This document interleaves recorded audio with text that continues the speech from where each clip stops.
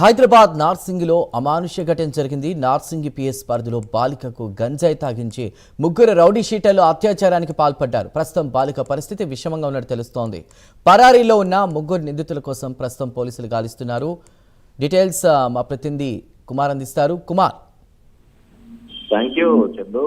Narsingi PS పరిధిలో దారుణం చోటు చేసుకుంది.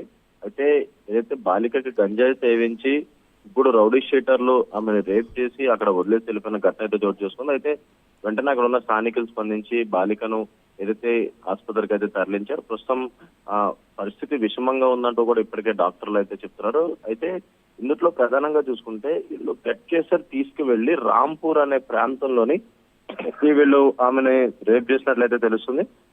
ముఖ్యంగా అమ్మాయిపై అత్యాచారానికి పాల్పడ్డ వ్యక్తులు వచ్చేసి సోహెల్, అర్బాస్ అలాగే ఇమ్రాన్. వీళ్ళు ముగ్గురు కూడా ఆ బాలికకు ఏదైతే గంజాయి సేవించి ఆ తర్వాత ఆమెపై అత్యాచారం అయితే చేశారు.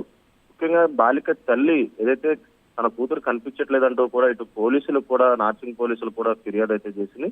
నిందితుల్లో ఇద్దరు మైనర్లు అలాగే అమ్మాయి కూడా మైనర్ కావడంతో కూడా ప్రస్తుతం పోలీసులు దీనిపై కేసు కూడా నమోదు చేశారు. అయితే అక్కడ ఏదైతే ఈ గట్కేసర్ తీసుకెళ్లి రాంపూర్ అనే ప్రాంతంలో వీళ్ళు గ్యాంగ్ రేప్ చేశారు. అక్కడి నుంచి సీసీటీవీ ఫుటేజ్ మొత్తం కూడా ప్రస్తుతం పోలీసులు అయితే పరిశీలిస్తున్నారు.